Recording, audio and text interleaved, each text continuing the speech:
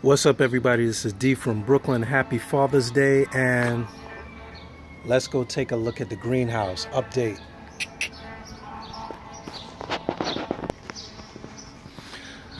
Well, so far I will just go over what I've learned. So far it has been about 2 weeks. The plastic is pretty good. Nothing has messed with it. It is well insulated as far as it captures all that sunlight and transfers it into heat. So it is pretty warm inside the greenhouse. Now bear with me as I try to open it with one hand. Let me tell you, it is burning hot in here. The heat like hits you in the face. When you open this thing, it is like a sauna in here. It's actually good to open it. Woo, that's what I forgot. I got to go to the dollar store and buy a thermometer. Woo, it's about 90 in here. But the good thing is the water is warmer. I took the thermometer out of it. The plants are protected, and it is safe for growing, keeping your tropical fish in here because it's protected from that freezing cold of night. Holy mackerel, you could pass out in here. Woo, I'm taking a deep breath because it's hard to breathe in here, it's so hot. I got like all kind of seeds growing in here for the plant wise. You guys in Brooklyn, and once again, this thing was 40 bucks, man. You can't complain for 40 bucks. I was up at my reservoir the other day getting all my licenses and things updated, and I got some plants in here. Don't ask me the name of it. I always put this plant in my ponds. Maybe you can identify it if you get a good look at it. But I also have some pennywort. I got some kabamba. All of that was right upstate in the lake. I got some driftwood that I had in the house. Of course, it's not sinking. And this is from Ye Old Grapevine. I always use, good thing if you're looking for like floating plants. I know a lot of you guys were trying to like use pothos and things like that. If you look at my dollar store aquatics video, that cyanocoagulate crazy glue, if you attach them, the pothos, to these branches, they will float and they will grow upwards. But pothos has to come out of the water. It'll root down in the water, but it has to come out of the water. And another thing I learned, since it's not all about plants, I'm going to keep it about fish.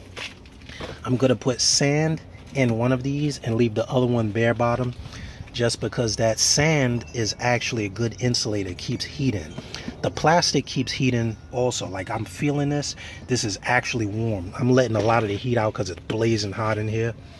But stone, plastic, and sand actually hold heat really well. There's some of that pennywort from the 20 extra high in the house that I put in here. It's rooted up crazy fast. You can take a look at it. It's all rooted up. So I can easily cut that and put it in the other tanks. And also having the dirt and soil in here actually capture heat and keep the heat inside.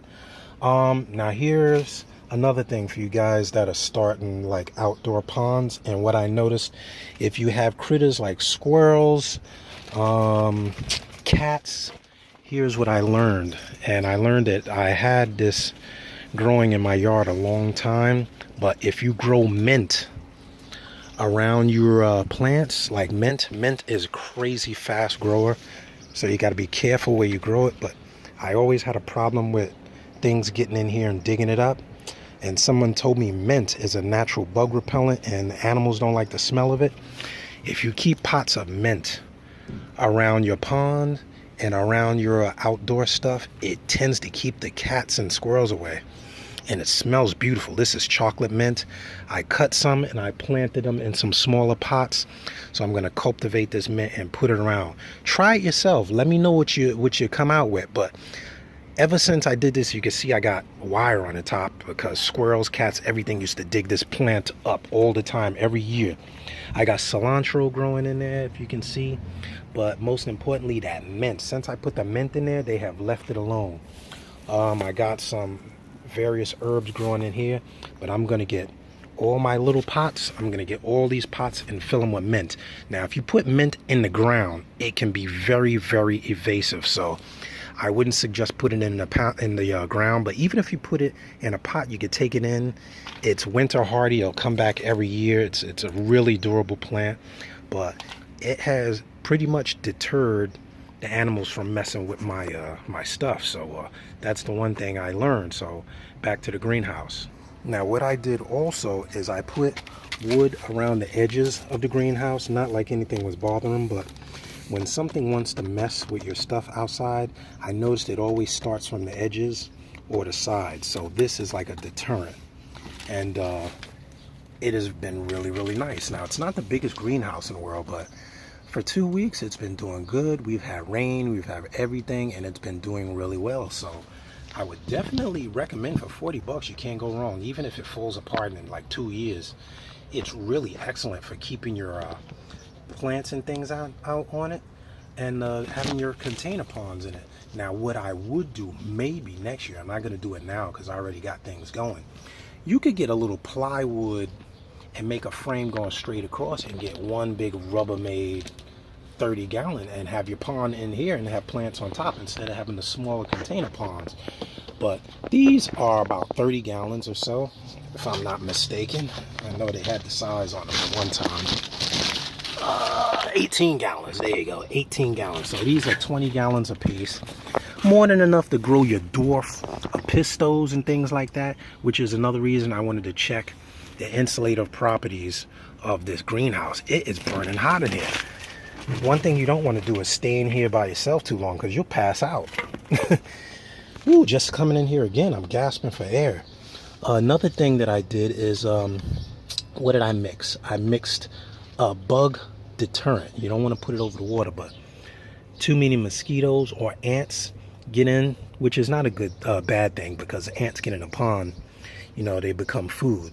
But you don't want to be growing mosquito larvae all in here and flying all over the place. So what I did is I got boric acid, boric powder, you know, that boric rocha stuff powder, the white powder, boric acid powder, about 2 tablespoons of that.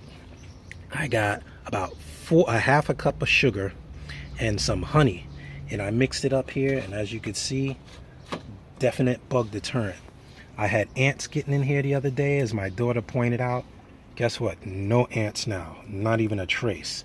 They are gone. They get attracted to the honey. They come in there, they bring it back to their house, and they croak. Now, has been no negative issues with these so far, so I've been keeping an eye on that. But now I want you guys to chime in on what the heck I should put in these tubs. The good thing about these tubs is they're clear, so I won't have the problem that I got with the 70-gallon. It's become like a lake. I can't even see the fish in there because they get to swimming around and you can't see them no more. But this is excellent for growing whatever you want to grow in here.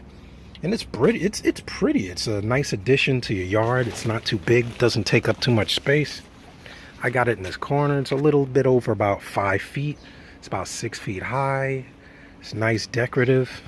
And once again, I'll say it was worth the money. And that's all I have to say about that. So thank you for watching. Click subscribe. Be easy. Try some things on your own. Never be afraid to experiment. You're always learning.